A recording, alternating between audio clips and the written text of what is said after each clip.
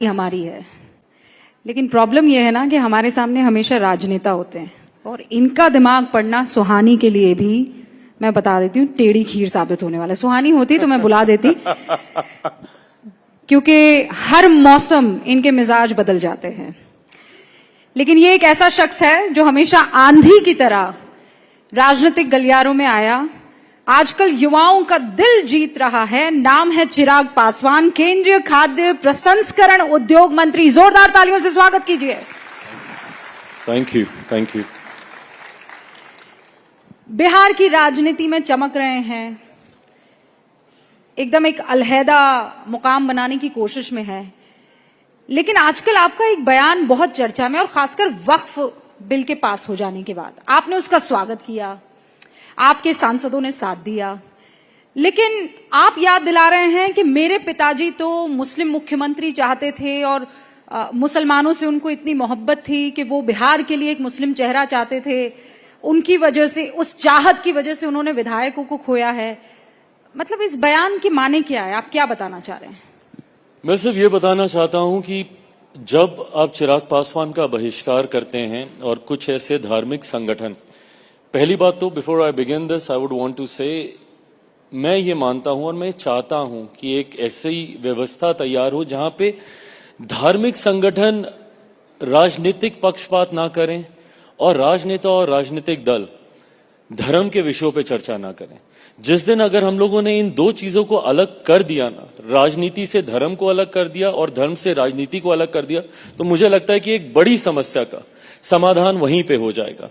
But बहरहाल से पहले, चूंकि आप कहते हैं राजनीतिक पार्टियां रिलीजियस मुद्दों पर या रिलीजन को डिस्कस ना करें, जब आप ये कहते हैं तो वो 4 उंगलियां आपकी तरफ नजर आती, या ये कहिए वो 3 उंगलियां आपकी तरफ। क्यों? क्योंकि आप एनडीए का हिस्सा हैं। एब्सोल्युटली। बीजेपी को कहते हैं कि हिंदुत्व का परचम बुलंद करने वाली पार्टी है। चिराग पासवान ने माथे पर माशाल्लाह बड़ा सा टीका लगाया हुआ है, इतने सारे कलेवा अपने बांधे हुए हैं, और बीजेपी ये कहती है कि राम मंदिर हमने बनाया, फख्र से कहते हैं। तो आप ये कह रहे हैं कि बीजेपी जो चर्चाएं करती है हिंदुत्व पर, वो आपको नहीं चाहिए? मुझे बिल्कुल नहीं चाहिए, और मैं चाहता हूं कि इस पे कोई चर्चा किसी को नहीं करनी चाहिए। ये सिर्फ और सिर्फ व्यक्तिगत आस्था का विषय। मैं टीका लगाऊं, मैं कलेवा पहनूं, मैं पूजा करूं, मैं कुछ करूं, ये मेरी व्यक्तिगत आस्था है। इसमें किसी दूसरे, तीसरे, चौथे व्यक्ति एंड लीस्ट ऑफ ऑल राजनीतिक दल को कुछ कहने का हक, अधिकार नहीं होना चाहिए। मैं अपनी आस्था का पालन कैसे करता हूं, मुझे कहां पूजा करनी है, मुझे कहां नमाज पढ़नी है, मुझे किस गुरुद्वारे में जाके माथा टेकना है, या कहां किस चर्च में जाके मुझे कैंडल जलानी है, ये मेरी व्यक्तिगत आस्था का विषय है। ए, आप कोई नहीं होते मुझे बताने वाले। बी, नहीं बोलना चाहिए। बड़े विषय हैं, बड़े एजेंडे। रूबिका जी, मैंने पहले भी ये बात बोली थी, मुझे तकलीफ इस बात की होती है, अगर ये विषय नहीं हो तो हम लोग एक्चुअल डेवलपमेंटल इश्यूज पे चर्चा करेंगे जो होनी चाहिए। Today you have called me here as a खाद्य प्रसंस्करण मंत्री, food processing minister. You should be asking me what have you done past 6-8 महीने में, आपने क्या किया अपने मंत्रालय में। I am going to ask you, ये विषय होने चाहिए। बट दिक्कत ये है कि जब ये हिंदू मुस्लिम चलता रहता है, और मुझे पता है आप फिर बोलेंगे कि 3 उंगलियां मेरी तरफ उठ रही हैं, बट अगर मेरी तरफ उठ भी रही हैं तो इसका मतलब ये नहीं है ना कि मैं उन चीजों को वॉइस भी ना करूं जो मैं सोचता हूं। अगर मेरे सहयोगी में से भी कोई है, अगर वो भी गलत कर रहे हैं, तो ये जिम्मेदारी भी तो मेरी ही बनती है कि मैं कम से कम वो भी गलत कर रहे हैं, या आपको लगता है कि बीजेपी गलत कर रही है? क्योंकि बीजेपी तो कहती है विरासत भी और विकास भी। मैं कतई मैं इसको जनरलाइज करके पूरी पार्टी पे नहीं, मैं ये मानता हूं कुछ लोग ऐसे होते हैं किसी भी राजनीतिक दल में, और वो हर पार्टी में होते हैं। कई बार मैं खुद अपनी ही पार्टी में कितने नेताओं को मुझे टोकना पड़ता है कि भाई ये मत बोलो, ऐसा मत कहो, ये मत करो। तो होते हैं कुछ लोग जिनको सूट करती है ये पॉलिटिक्स, जहां पे आप सांप्रदायिकता के आधार पर, कम्युनलिज्म के आधार पर लोगों को बांटने का प्रयास करते हैं। Not only communalism, even casteism. I come from a state जहां की politics is dominated by the caste scenario there. So कई लोग जातीयता के आधार पर, I have a regional party there who flaunts MY समीकरण। व्हाट इज MY समीकरण? इट्स अ समीकरण बेस्ड ऑन जातीयता एंड सांप्रदायिकता।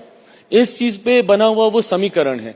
ऐसे में जो लोग ये करते हैं अपने राजनीतिक लाभ के लिए, मैं मानता हूं कि वो देश के हित में तो कतई नहीं है। तो आप कह रहे हैं कि ये पार्टियों को नहीं करना चाहिए। MY समीकरण जो है वो कहीं ना कहीं तुष्टीकरण की तरफ, सांप्रदायिकता की तरफ आपको लेकर जा रहा है। But you didn't late me complete the answer. अच्छा ठीक है, the question that you asked me हाँ, कि मैंने पिताजी का वो जिक्र क्यों किया। एग्जैक्टली मैं उसी हाँ, तरफ आ रही हाँ, थी कि तो- आपका भी एक मुश्त वोट बैंक है।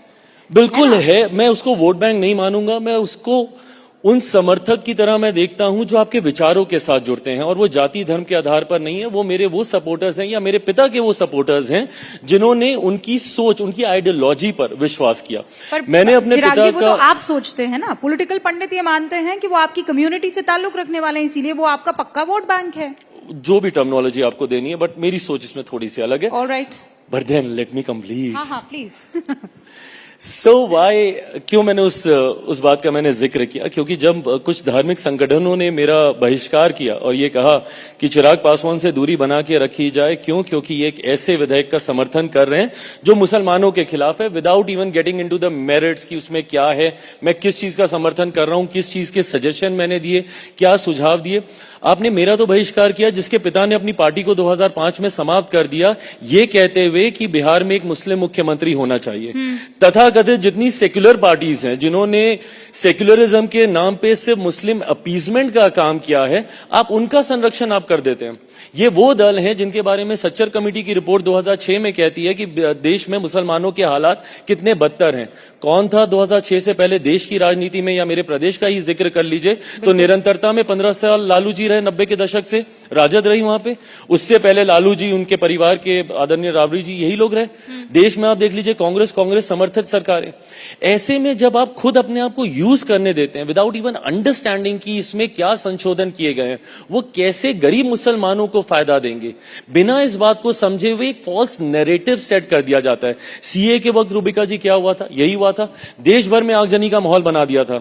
उस वक्त मैंने पार्लियामेंट में मैंने स्पीच दी थी, प्लीज अगर होगा तो आप उस स्पीच को सुनिएगा। उस वक्त भी मैंने कहा था कि हाथ कंगन को आरसी क्या, अभी 2-4-6 महीने में पता चल जाएगा कि किसकी नागरिकता छीनी गई। फॉल्स नैरेटिव ऐसे सेट किया जाता है, एक नागरिकता देने वाले कानून को नागरिकता छीनने वाला कानून बता दिया गया और लोगों को डरा दिया गया कि आपकी नागरिकता छीन ली जाएगी। धारा 370 हटने पे धमकी दे दी गई कि देश भर में आगजनी का माहौल हो जाएगा। ट्रिपल तलाक के वक्त भी ऐसा माहौल बना दिया गया जैसे पता नहीं हम लोग क्या अहित कर रहे हैं मुसलमान औरतों के साथ। ऐसे नैरेटिव जब आप सेट करते हैं और उसमें जब ऐसे धार्मिक संगठन आपका साथ देते हैं बिना सोचे हुए कि गरीब मुसलमानों का हक अधिकार है जो उनको मिलना चाहिए, ये गलत है। ओके, अब मैं समझ गई कि आप ये कह रहे हैं कि राजनीतिक पार्टियां गफलत फैलाने की कोशिश करती हैं, कंफ्यूजन फैलाने की कोशिश करती है, तुष्टीकरण की राजनीति करती है। ये तो एक तरफ है। दूसरा, मुसलमान बहुत हद तक ये मानते हैं, और आप भी जानते हैं, वो आपका वोटर भी नहीं है, वो बीजेपी का वोटर भी नहीं है, और ये मैं सीएसडीएस के आंकड़ों के आधार पर बोल रही हूं, हवाई बातें नहीं कर रही हूं।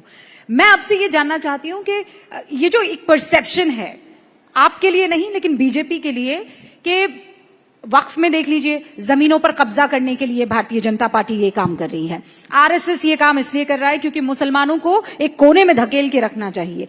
क्यों कौम को इस बात पर ज्यादा विश्वास होता है बनिस्बत इस बात के जो आप कह रहे हैं कि ये नागरिकता देने का कानून है, छीनने का नहीं। वक्फ में मुसलमानों और गरीब मुसलमानों, यतीमों, बेवाओं के लिए अच्छा काम हो, उसके लिए वक्फ को पारदर्शिता लाने का काम हो रहा है। ये बात मुसलमान ज्यादा यकीन नहीं कर रहे, उनको इस बात पर यकीन है कि ये कब्जा कर लेंगे। क्योंकि हम लोग क्या है, ढिंडोरा पीटते नहीं है बैठ के, और मैं मानता हूं कि समय दीजिए, समय के साथ परिस्थितियां बदलेंगी, लोगों का विश्वास आपके साथ जुड़ेगा। उदाहरण मैंने दिया ही ना, सीए में बता दीजिए किसकी नागरिकता छीन ली गई, धारा 370 हटने के बाद बता दीजिए क्या हुआ, क्या कहा था इन्होंने, लोकतंत्र समाप्त कर दिया जम्मू कश्मीर से, अब कभी चुनाव नहीं होगा वहां पे। क्या हुआ, चुनाव हुए ना, वापस से उमर अब्दुल्ला जी ही वहां पे जीत कर आए, वही वहां पे मुख्यमंत्री बने, व्यवस्था वैसी की वैसी बनी। समय बीतेगा, अपने आप पता चलेगा। जब ये जो नए संशोधन हम लोगों ने किए हैं, जिसको लेके भ्रम फैलाया जा रहा है कि हम लोग जमीन हड़पना चाहते हैं, हकीकत है कि जितनी जमीन वक्फ बोर्ड के पास है उसका अगर सही इस्तेमाल किया जाए तो कितनी व्यवस्था आप तैयार कर सकते हैं समाज के गरीब मुसलमानों के लिए, जो आपकी जिम्मेदारी थी, जो आपने नहीं किया। और क्या किया आपने, विवादों में उलझा के रखा। आज कितने लोग गए सुप्रीम कोर्ट, न्यायालय गए दरवाजा खटखटाने इसके अगेंस्ट में, आपको तकलीफ हुई तो आप न्यायालय जा रहे हैं। आपने गरीब मुसलमानों को ये हक तक नहीं दिया था अनेकों प्रावधान में कि वो न्यायालय तक भी जा सके, उनके पास तो ये भी नहीं था।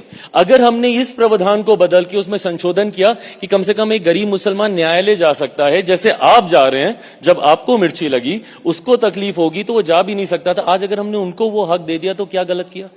नहीं तो फिर मुसलमान मानता क्यों नहीं है इस बात? मान जाएंगे, कैसे मानेंगे? समय दे दीजिए।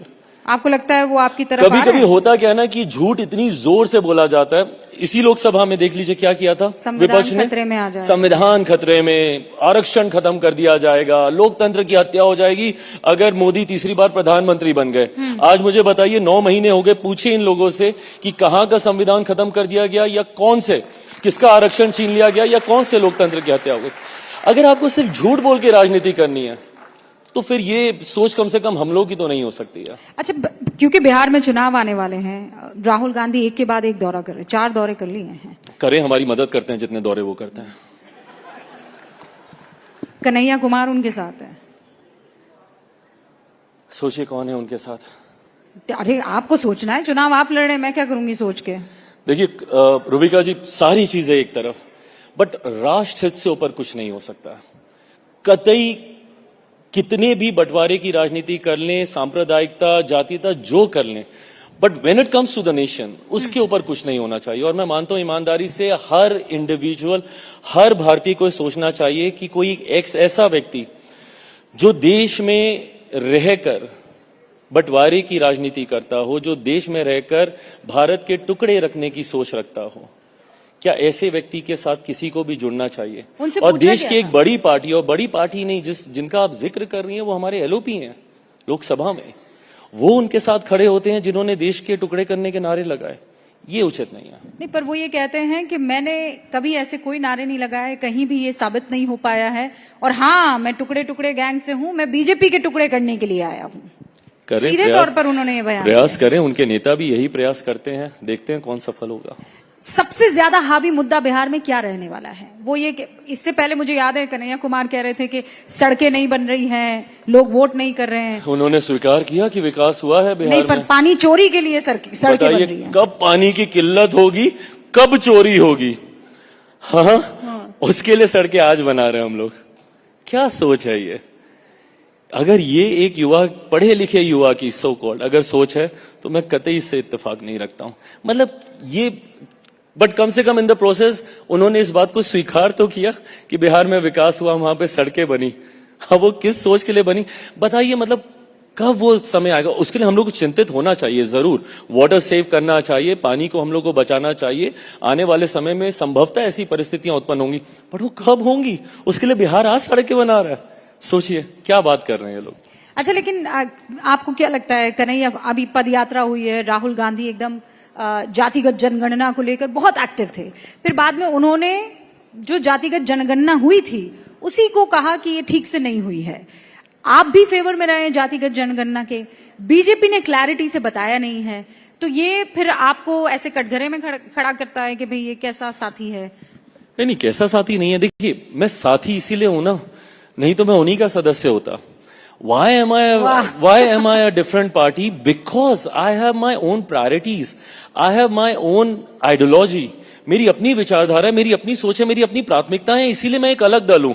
अगर सब कुछ सेम ही होता और उन्हीं की सोच के साथ मुझे चलना होता तो we might as well be one party ना। Why am I an ally? लेकिन Because I have my... चिराग जी ऐसा कहते हैं कि भारतीय जनता पार्टी के लिए परसेप्शन ये है कि जो उन्हें पसंद वही बात करेंगे, जो तुमको ना पसंद वो बात नहीं करेंगे। वो क्या गाना है ना, तो आपको कभी ऐसा नहीं, मोदी जी ने, अमित शाह ने ऐसा नहीं बोला कि भाई चिराग ये ऐसे तो नहीं चल पाएगा, ये क्या है, तुम अलग ही अपनी राह पर चल रहे हो, अलग ही राग है? गाना आपने ठीक बोला, हाँ। साइड आपने गलत कर दी। वो वर्जन मेरा था, हाँ। आपने उनकी तरफ से सुना दिया। जो मुझे हो पसंद वही बात करेंगे। उन्होंने किया भी है। मैंने लैटरल एंट्री को लेके एक बड़ा विषय था और मेरी प्राथमिकताओं का विषय था। मुझे खुशी है इस बात की कि जैसे ही मैंने प्रधानमंत्री जी के समक्ष उस विषय को रखा, उन्होंने तुरंत उसको एक्नॉलेज किया, उसके ऊपर एक्शन किया और उसको विड्रॉ किया। और जब जब मैंने उनके सामने ऐसी बातों को रखा है, और मैं अपनी बात ही नहीं, मैं शायद I don't know, I can talk on behalf of all the allies, but I think we all are on the same page. जितने भी सहयोगियों ने अपनी बातों को, अपने कंसर्न्स को रखा है, हमेशा प्रधानमंत्री जी और गठबंधन के भीतर उसको वो सम्मान दिया गया है। नहीं, तो आप जिस तरीके से बातें रखते हैं कि ये नहीं होना चाहिए, ऐसा नहीं होना चाहिए, तो आपको कभी कहा नहीं जाता है कि चिराग थांबा? हाँ? क्या गलत बोलता हूं मैं? अगर मैं कुछ गलत बोलूंगा तब कोई मुझे रोके ना। अगर मैं किसी के हक की बात कर रहा हूं और मैं जिनका प्रतिनिधित्व करता हूं समाज के गरीब वंचित वर्ग का, अगर मैं उनकी बातों को वहां तक नहीं लेके जाऊंगा तो और कौन लेके जाएगा? ये मेरी नैतिक जिम्मेदारी भी है और उनके साथ मैं हूं ही इसीलिए ना, ताकि समाज का वो वर्ग भी उनके साथ जुड़े जो संभवतः शायद वैसे नहीं जुड़ता होगा, ताकि मैं उनकी बातों को उन तक पहुंचा सकूं, प्रधानमंत्री जी तक, सरकार तक लेके जा सकूं। इस भूमिका को मैं भी निभाता हूं और वो भी इसको अप्रिशिएट करते हैं। मैं बिहार आपको वापस लेकर आना चाहती हूँ, लेकिन उस बीच चूंकि आपने इसका जिक्र किया, मैं I don't want to miss it कि रूबिका, आप मुझसे मेरे मंत्रालय के बारे में सवाल पूछ रही होती अगर ये हिंदू मुसलमान नहीं हो रहा होता और दुनिया की दूसरी चीजें नहीं हो रही थी, but that's the fact, it is happening और वो सवाल मुझे पूछना पड़ेगा। लेकिन आपके जितने भी विरोधी हैं वो सब ये कहते हैं क्या चिराग पासवान को झुंझुना थमा दिया है ना, कि क्या हो जाएगा इसमें? ऐसा भी बोला था? हाँ, ऐसे भी बोलते हैं, मतलब ये ऐसा मंत्रालय है कि बस पकड़ा दिया है। लेकिन मैं ये जानना चाहती हूँ कि आपने अब तक क्या हासिल किया है, या ये कहिए कि आपके जरिए देश ने क्या हासिल कर लिया है, आपके मंत्रालय के जरिए आपने ऐसा क्या काम किया है? अगर मुझे 5 ऐसे काम फटाफट से आप गिना दें। पहले तो मैं इस मंत्रालय की अहमियत बता देता हूं। जो लोग इसको झुंझुना समझते हैं इस मंत्रालय को, उनको ये समझना जरूरी है कि आज की तारीख में अगर सबसे ज्यादा महत्वपूर्ण, not that I am flaunting because I am the minister for this ministry, हकीकत में भारत जैसे कृषि प्रधान देश के लिए, जहां पे एक बड़ी आबादी कृषि के साथ जुड़ी है, किसानी के साथ जुड़ी है, अन्नदाताओं के लिए सबसे महत्वपूर्ण अगर कोई सेक्टर है तो वो फूड प्रोसेसिंग का है। हम लोगों को निरंतरता में इस बात की चिंता रहती है पोस्ट हार्वेस्ट लॉसेस को लेकर। वो तस्वीरें आपको भी विचलित करती हैं, मुझे भी करती हैं, जब सड़क पे हम लोग आलू टमाटर जब किसान फेंक देते हैं। हाँ। ऐसे में इन तस्वीरों को का अगर विकल्प बनना है, इन तस्वीरों से अगर हम लोग को हटना है, तो प्रोसेसिंग सेक्टर को मजबूत करना होगा, जो कि अनफॉर्चुनेटली झुंझुना समझने वाली सोच ने कभी उसको महत्व नहीं दिया। आज की तारीख में प्रोसेसिंग ना के बराबर ये सेक्टर की प्रेजेंस है हमारे देश में, और इसको जितना हम लोग बढ़ाएंगे, ना सिर्फ पोस्ट हार्वेस्ट लॉसेस को हम लोग नियंत्रित करेंगे, बल्कि प्रोसेसिंग गुणवत्ता को बढ़ाने का काम करता है, वैल्यू एडिशन का काम करता है। जो खाद्य पदार्थ आप डायरेक्टली निकाल के खाएंगे, उसमें 4 गुण और बढ़ाकर ही आपकी टेबल पर वो लेकर आएगा। ग्लोबली हम लोग कैसे इंपैक्ट कर सकते हैं आज की तारीख में through food processing sector. Eventually Bharat में वो सामर्थ्य है, हम लोगों में वो क्षमता है कि भारत अपने आप को एक ग्लोबल फूड बास्केट के तौर पे प्रस्तुत कर सकता है। एक बड़ी आबादी को हम लोग ना सिर्फ उनकी हंगर नीड्स को पूरा कर सकते हैं, बल्कि ग्लोबल हंगर नीड्स को भी हम लोग पूरा कर सकते हैं। So as a soft power through food processing we can have a major footprint across the globe. जिस सोच पे मैं काम कर रहा हूं, भारत को एक ग्लोबल फूड बास्केट बनाने की सोच की दिशा में मैं कार्य कर रहा हूं। साथ ही में मेरा ये सपना है, मैं चाहता हूं और हमारे प्रधानमंत्री जी भी ये चाहते हैं कि दुनिया का कोई ऐसा डाइनिंग टेबल नहीं होना चाहिए जहां कम से कम भारत का एक व्यंजन उस डाइनिंग टेबल पर जरूर हो। खाद्य प्रसंस्करण हम लोग शुरू से घर में जुड़ा रहा है। मतलब जब हम लोग प्रसंस्करण जानते भी नहीं थे कि प्रोसेसिंग भी कोई वर्ड होता है, तब से हमारे घर पे हमारी नानी दादी अचार बनाती हैं, पापड़ बनाती हैं, दही जमाती हैं। क्या है ये सब? प्रोसेसिंग ही तो है। उसी की एक बड़ी व्यवस्था, और ये व्यवस्था, इसकी जितनी कारपेट बॉम्बिंग होगी, किसानों की भी आर्थिक मदद होगी, रेवेन्यू जनरेशन होगा, जॉब अपॉर्चुनिटीज क्रिएट होंगी। इन तमाम दिशा को मजबूती तो 100% पाने के लिए कितना % चल चुके हैं चिराग पास? अभी काफी चलना बाकी है, बहुत। वी आर अभी बेबी स्टेप्स पे हैं। All the best. लेकिन बिहार में तो बेबी स्टेप लेने के बिल्कुल मूड में नहीं लग रहे हैं आप। ऐसा कहने का कारण? मैंने सुना है आप जैसे फूड बास्केट है सुनी वैसे। सुनाई बातों पे ना जाए। तो अब मैं कंफर्म कर रही हूँ ना आपसे, अब आप जायंट स्टेप लेना चाह रहे हैं, तो बेबी स्टेप आप फूड प्रोसेसिंग सबसे पहले प्रोसेसिंग को लेकर मेरे मंत्रालय में जो मुझे लगता है कि एक हमारी सबसे बड़ी उपलब्धि है, for the longest time we been wanting NIFTEM, एक ऐसा इंस्टीट्यूट जो कि खाद्य प्रसंस्करण से जुड़ा हुआ है, जहां पे हम लोग R&D करते हैं, पूरी व्यवस्था है वहां पे नए नए टेक्नोलॉजीज को, नए नए इनोवेशंस को क्रिएट करने की। साथ ही में प्रसंस्करण से जुड़ी हुई, प्रोसेसिंग से जुड़े हुए तमाम विषयों की पढ़ाई वहां पर होती है। And for the longest time my ministry was demanding, because अभी तक देश भर में, एंड INI मान्यता प्राप्त ये इंस्टीट्यूट है, मात्र 2 निफ्टम थे, एक तांजावुर तमिलनाडु में और दूसरा कुंडली में। तीसरे उसकी लंबे समय से मेरा मंत्रालय मांग कर रहा था, बिकॉज वो डिमांड थी, युवा आना चाहते हैं, जुड़ना चाहते हैं, प्रोसेसिंग में जाना चाहते हैं। सो मुझे खुशी है इस बात की। सो दिस आंसर्स 2 क्वेश्चंस कि बिहार के लिए भी क्या, तीसरा, हाँ मैं सोच रही थी कि तीसरा जाना ने- था रंगून पहुंच गए चीन। हाँ, तो तीसरा निफ्टम जो है वो बिहार में खुलने जा रहा है। इसी बार वित्त मंत्री जी ने बजट में उसकी घोषणा की है। मुझे अच्छा लगता है कि ये ठीक है, बड़ी इंस्टीट्यूट खुलेगा मैं समझ गई, लेकिन बिहार में जैसे फूड बास्केट आप तैयार कर रहे हैं, मैंने सुना है सीटों का बड़ा बास्केट भी आपने तैयार कर लिया है। अमित शाह जी के पास जाएंगे और कहेंगे देखिए ये बास्केट में सीटें नहीं आई तो फिर खत्म मामला, ऐसा है? एप्पल ऑरेंजेस कैसे एक साथ एक बास्केट में आप ले आए? सीधा खाद्य प्रसंस्करण से, हाँ, गठबंधन का प्रसंस्करण। अभी इस पे कोई चर्चा नहीं हुई है, कोई चर्चा अभी नहीं ये हुई। आ जो आपके ऐसे दिल से निकली है ना, ये आ है कि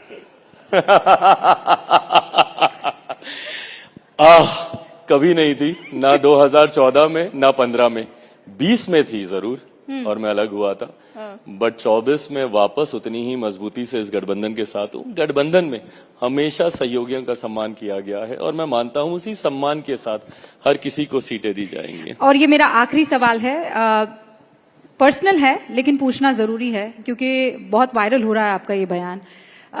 प्रोफेशनल फ्रंट पर चिराग पासवान जितना बढ़िया कर रहे हैं, प्रोफेशनल फ्रंट पर जितना चमक रहे हैं, पर्सनल फ्रंट पर बहुत परेशानियां हैं। ये बात सच है क्या? खासकर बंटवारे को लेकर, और चाचा जी तो आपसे बेइंतहा मोहब्बत करते ही हैं।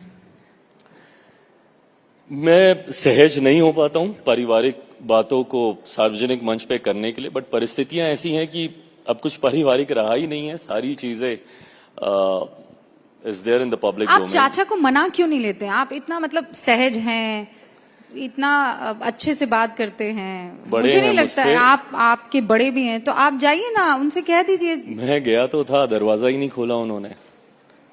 गया तो था, यू नो दैट। उस वक्त तबीयत भी ठीक नहीं थी। बड़े हैं मुझसे उम्र में, एक हद के बाद बोलने की मेरी मर्यादा भी नहीं है उनके सामने बातों को, बट यहाँ पे विषय मेरी माँ से जुड़ा हुआ है, मेरी माँ से जुड़ा हुआ है। ऐसे में ठीक है, इट्स अनफॉर्चुनेट जो हो रहा है नहीं हो रहा है, but I am a fighter son, fight कर रहा हूँ, हर स्तर पे कर रहा हूँ, पर्सनली भी, पब्लिकली नहीं, पर आपने भी, तो राजनीतिक में एकदम भी। माँ चंडी का अवतार ले लिया था, बयान देते देते कहा कि फिर आ जाएं अगर उनको बंटवारा करना है तो, और मैं भी बता दूंगा। मतलब आपके पास तो जैसे लिस्ट पड़ी हुई है कि चचा ने क्या क्या काम कर रखे हैं और क्या क्या कांड कर रखे हैं। कोई आपको धक्के मार दे, आप बर्दाश्त कर लोगे। And I know how much you love your mother too, Rubika ji. कोई आपकी माँ के साथ ऐसा करे, खून खौलता है। मैं रिश्ते की मर्यादा रखता हूँ, मर्यादित रहने का प्रयास करता हूँ, बट तकलीफ तो होती है हद से ज्यादा। नहीं, आई कैन अंडरस्टैंड, और आपको तो मैं पर्सनली भी जानती हूँ और मुझे पता है आप इस बात को लेकर कितने इमोशनल हैं। ऑन दिस नोट मैं चाहती हूँ कि आपसे इजाजत लूं। सवाल तो बहुत सारे थे, लेकिन फूड प्रोसेसिंग को लेकर आपका ड्रीम जल्द से जल्द पूरा हो, ये उम्मीद हम करते हैं, क्योंकि ये भारत के सपने की बात है। राइजिंग भारत का एक मजबूत हिस्सा है। बहुत बहुत शुक्रिया, थैंक यू सो मच। जोरदार तालियां चिराग पासवान के लिए। और बिफोर मैं इस मंच से निकलूं, तो न्यूज 18 के मंच पर चिराग पासवान को आप सुन रहे थे। केंद्रीय मंत्री हैं चिराग पासवान, राइजिंग भारत समिट में वो हिस्सा थे, और अभी आपने चिराग पासवान को सुना जिन्होंने कई विषयों पर बेबाकी से अपनी बात को रखा। अपने परिवार को लेकर जो उनके पारिवारिक विवाद चल रहे हैं उसको लेकर अपनी बात को बेबाकी से रखा, और वक्फ को लेकर क्या कुछ कहा है चिराग पासवान ने, वो सबसे पहले आपको सुनवाते हैं। समय बीतेगा, अपने आप पता चलेगा। जब ये जो नए संशोधन हम लोगों ने किए हैं, जिसको लेके भ्रम फैलाया जा रहा है कि हम लोग जमीन हड़पना चाहते हैं, हकीकत है कि जितनी जमीन वक्फ बोर्ड के पास है उसका अगर सही इस्तेमाल किया जाए तो कितनी व्यवस्था आप तैयार कर सकते हैं समाज के गरीब मुसलमानों के लिए, जो आपकी जिम्मेदारी थी, जो आपने नहीं किया। और क्या किया आपने? विवादों में उलझा के रखा। आज कितने लोग गए सुप्रीम कोर्ट, न्यायालय गए दरवाजा खटखटाने इसके अगेंस्ट में, आपको तकलीफ हुई तो आप न्यायालय जा रहे हैं। आपने गरीब मुसलमानों को ये हक तक नहीं दिया था अनेकों प्रावधान में कि वो न्यायालय तक भी जा सके, उनके पास तो ये भी नहीं था। अगर हमने इस प्रावधान को बदल के उसमें संशोधन किया कि कम से कम एक गरीब मुसलमान न्यायालय जा सकता है, जैसे आप जा रहे हैं, जब आपको मिर्ची लगी उसको तकलीफ होगी तो वो जा भी नहीं सकता था। आज अगर हमने उनको वो हक दे दिया तो क्या गलत किया? नहीं तो फिर मुसलमान मानता क्यों नहीं है इस बात? मान जाएंगे, कैसे मानेंगे? समय दे दीजिए। अच्छा, क्योंकि बिहार में चुनाव आने वाले हैं, राहुल गांधी एक के बाद एक दौरा कर रहे, 4 दौरे कर लिए हैं। करें, हमारी मदद करते हैं जितने दौरे वो करते हैं। कन्हैया कुमार उनके साथ है। सोचिए कौन है उनके साथ। अरे आपको सोचना है, चुनाव आप लड़ रहे हैं, मैं क्या करूंगी सोच के। देखिए रूबिका जी, सारी चीजें एक तरफ, बट राष्ट्र हित से ऊपर कुछ नहीं हो सकता। कतई कितने भी बंटवारे की राजनीति कर लें, सांप्रदायिकता, जातीयता जो कर लें, but when it comes to the nation, उसके ऊपर कुछ नहीं होना चाहिए। और मैं मानता हूं ईमानदारी से हर इंडिविजुअल, हर भारतीय को सोचना चाहिए कि कोई एक ऐसा व्यक्ति जो देश में रहकर बंटवारे की राजनीति करता हो, जो देश में रहकर भारत के टुकड़े रखने की सोच रखता हो, क्या ऐसे व्यक्ति के साथ किसी को भी जुड़ना चाहिए? उनसे और पूछा देश गया की एक था। बड़ी पार्टी, और बड़ी पार्टी नहीं जिनका आप जिक्र कर रही हैं, वो हमारे एलओपी हैं लोकसभा में, वो उनके साथ खड़े होते हैं जिन्होंने देश के टुकड़े करने के नारे लगाए। ये उचित नहीं है।